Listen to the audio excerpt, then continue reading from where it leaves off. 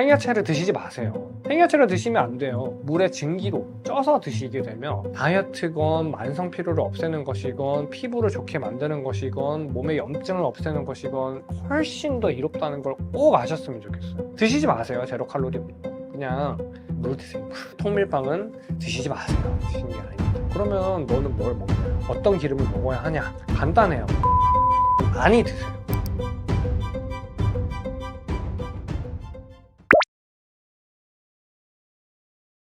좀 조심스럽긴 해요.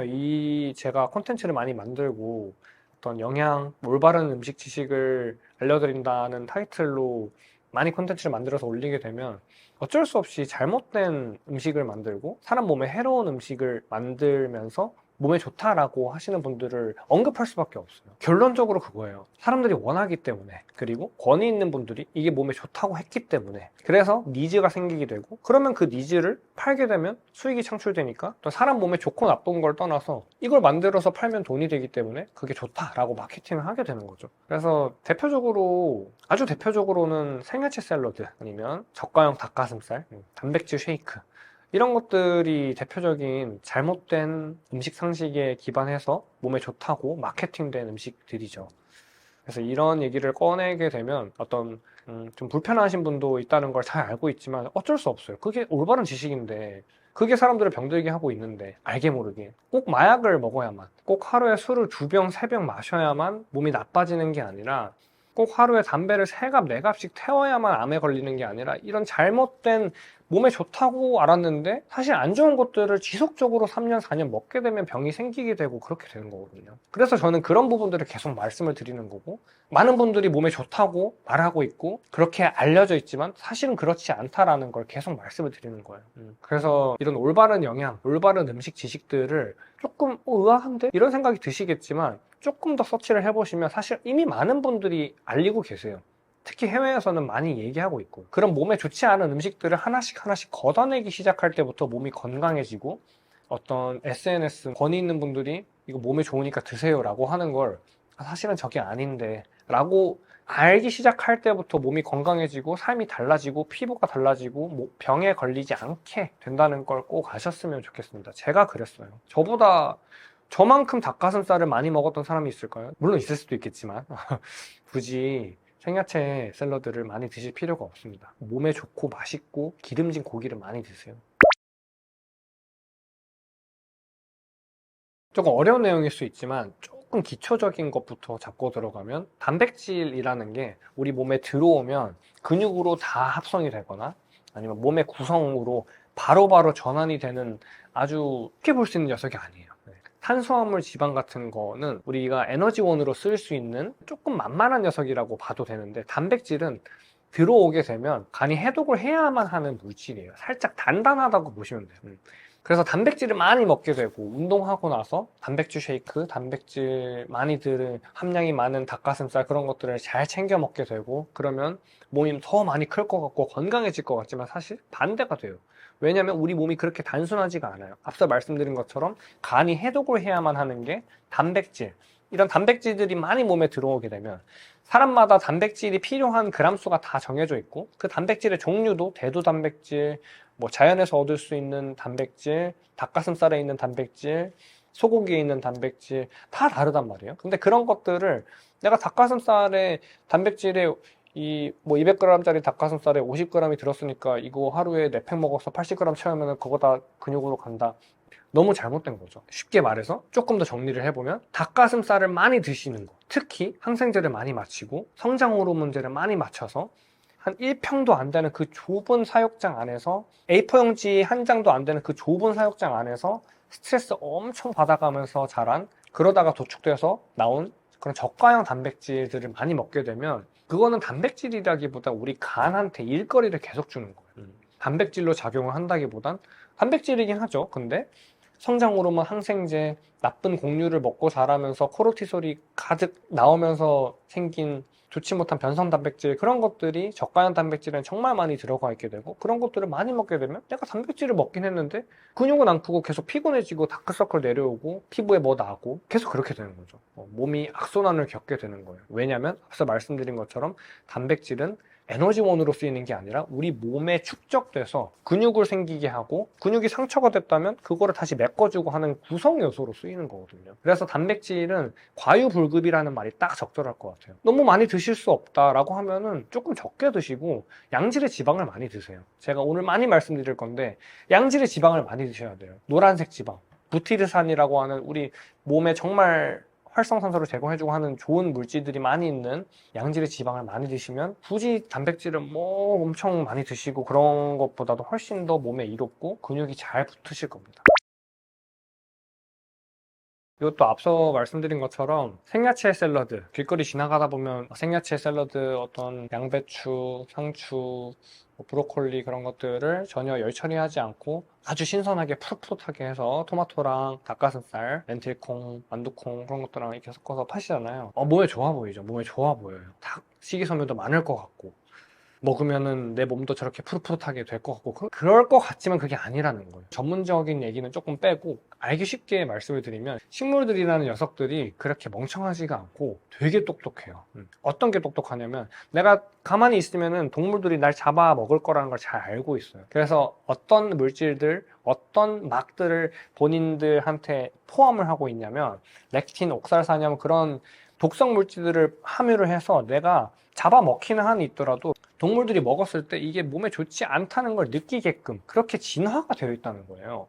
단순히 풀들이 이렇게 뭐 아무런 말도 못하고 되게 착해 보이고 그런다고 해서 몸에 먹으면 좋고 그런 게 아니라, 다 옛날부터 아주 수만 년, 수십만 년 전부터 진화가 되어 온 애들, 그 중에서도 지금까지도 살아남은 애들이 그 식물들인데, 그 식물들이 만만한 녀석들이 아니라는 거죠. 되게 똑똑하고 아주 단단한 세포막, 세포벽을 형성하고 있어서, 동물, 특히 우리 같은 인간, 풀만 먹는 인간이 아니라, 풀만 먹는 동물이 아니라 여러 가지를 많이 먹으면서 잡식으로 만들어진 인간 같은 경우는, 이런 풀들을 많이 먹게 되면 단순히 식이섬유를 많이 먹게 되는 게 아니라, 앞서 말씀드린 것처럼 렉틴, 옥살산염, 뭐 피트산, 이런 독성 물질들을 같이 아무런 열 처리, 해독 작용 없이 먹게 되는 거고, 그러면 내가 분명히 샐러드를 많이 먹고, 내가 분명히 다이어트에 좋다고 해서 칼로리 낮은 그 샐러드를 많이 먹었는데 이상하게도 살이 계속 찌고, 이상하게도 여드름이 계속 나고, 피곤하고, 힘이 없어지고, 엄청 비싸지만 애써 사 먹었는데 결과가 너무 안 좋은 거예요.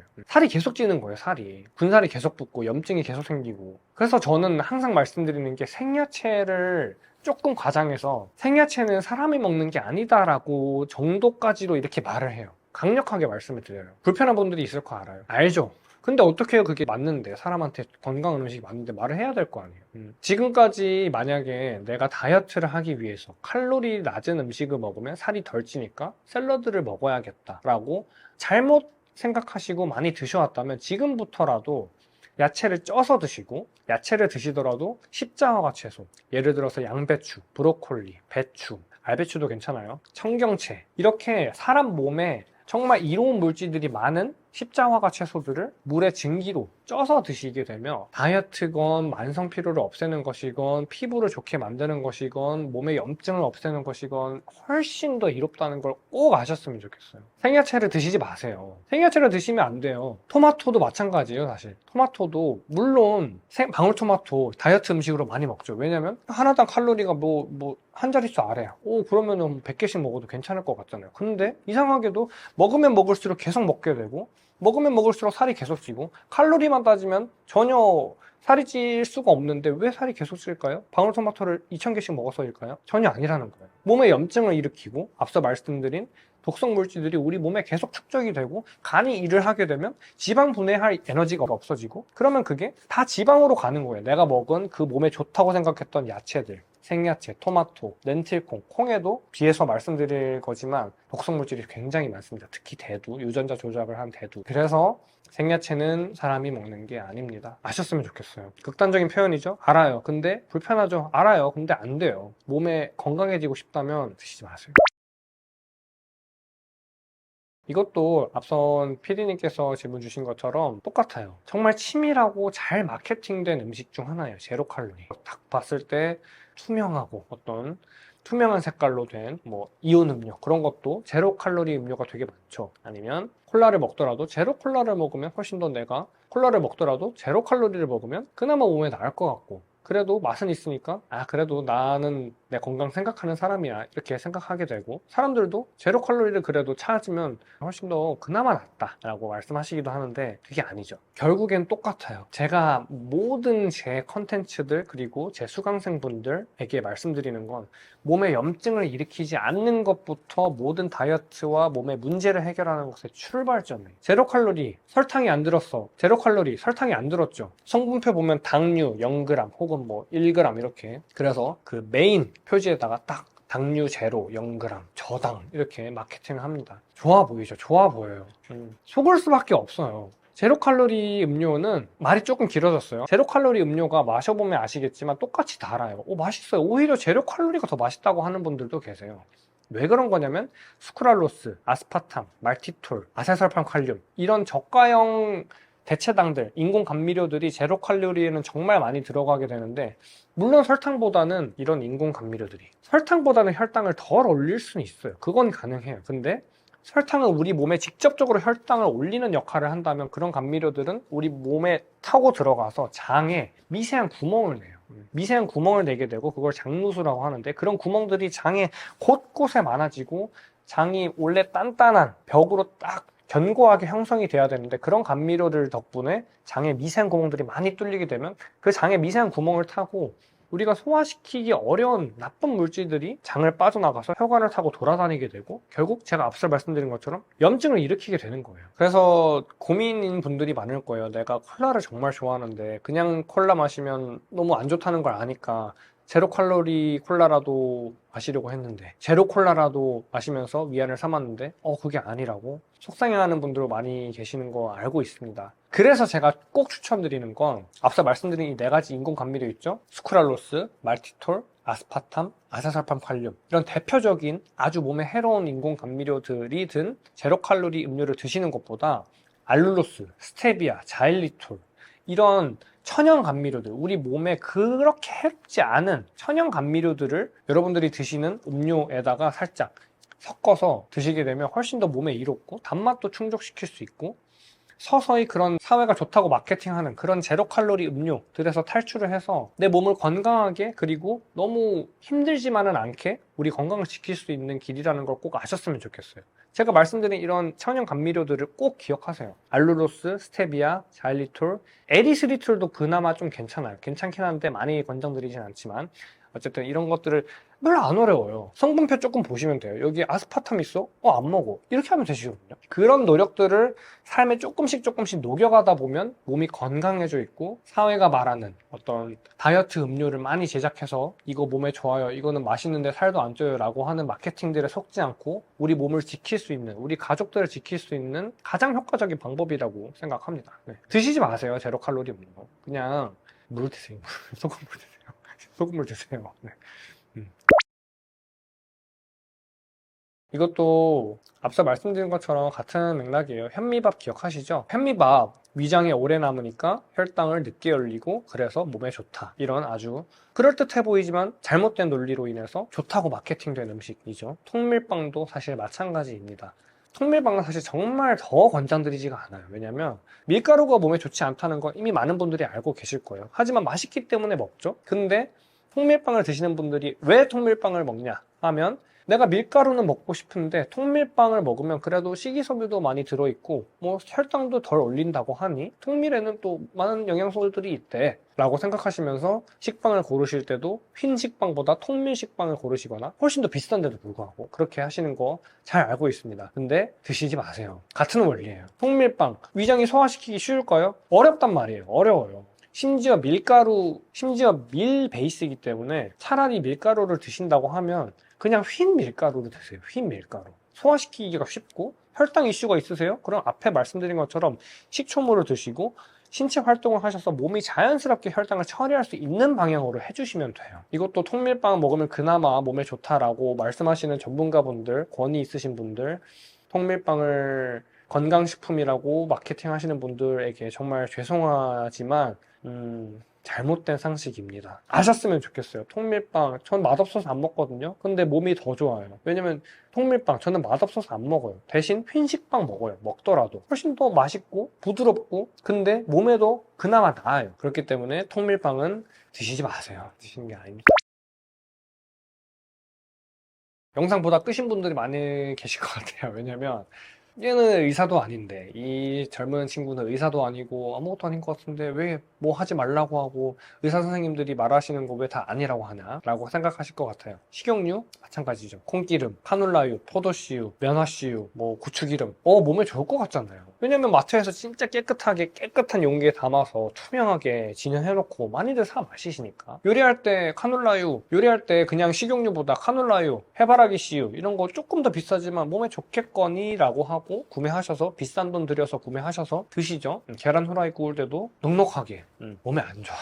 간단하게 말씀드릴게요. 식용유를 고르실 때는 이렇게 고르시면 돼요. 앞서 말씀드린 식용유, 콩기름, 카놀라유, 포도씨유, 해바라기씨유, 면화씨유 이런 것들에는 어떤 성분이 많냐면 오메가6라는 성분이 되게 많아요.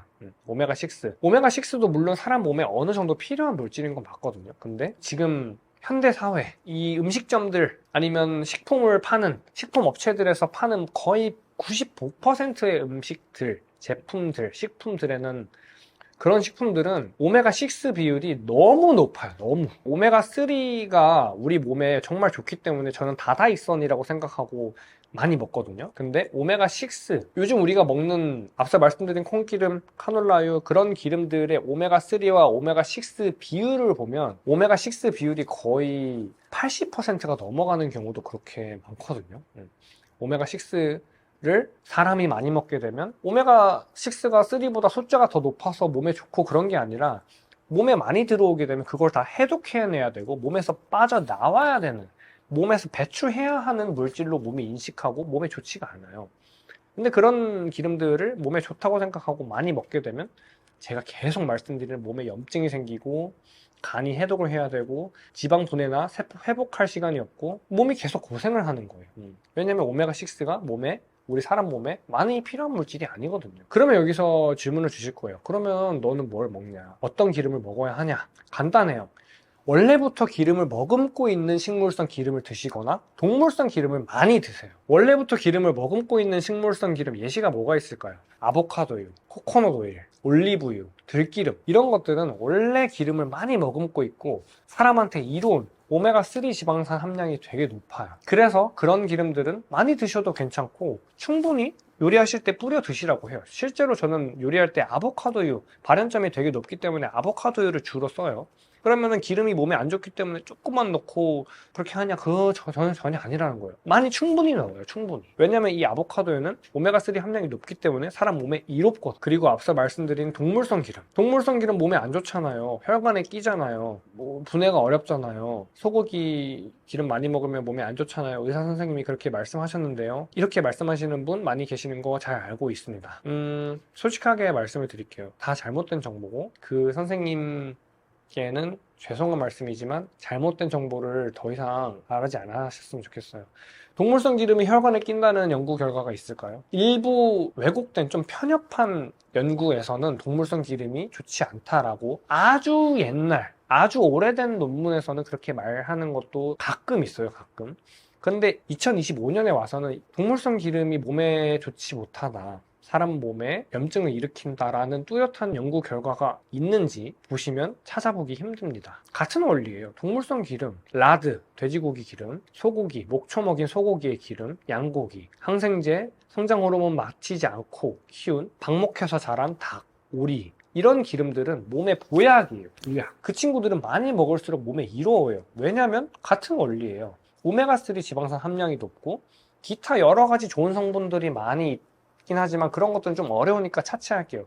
그냥 기억하시면 돼요. 원래 기름을 머금고 있지 않은 것에서 기름을 추출해서 몸에 좋다고 팔아. 포도에 기름이 있나요? 없어요. 콩에 기름이 있나요? 없단 말이에요. 카놀라유 있나요? 없어요. 해바라기 씨유 공장에서 기름을 넣어서 억지로 짜낸 거란 말이에요. 그러면 우리가 먹어야 하는 건 원래 기름을 머금고 있는 거. 아보카도 기름 완전 기름지죠. 좋은 기름 많죠. 올리브유 완전히 기름지죠. 코코넛 엄청 기름지죠. 동물들, 고기 썰면 엄청 기름 많이 붓잖아요. 그럼 그것들이 몸에 안 좋냐? 전혀 아니라는 거예요. 몸에 너무 좋다는 거예요. 전 그냥 차고 넘치게 먹는단 말이에요. 근데 살이 전혀 찌지 않고 제 자랑하는 건 아닙니다만 피부가 훨씬 더 좋아져요. 제 옛날 모습을 보신 분들, 제 불과 3, 4년 전에 제 모습을 아시는 제 지인분들은 정말 놀라실 거예요. 여드름 해서 막 다크서클부터 해서 제 눈은 어떻게 뜨고 다니냐면 피곤해서 이렇게 뜨고 다녔어요. 왜냐면 그런 음식들을 많이 먹었거든요. 근데 그게 아니라는 거예요. 동물성 기름 충분히 드세요. 고기를 많이 드세요. 고기를 많이 드세요. 고기를.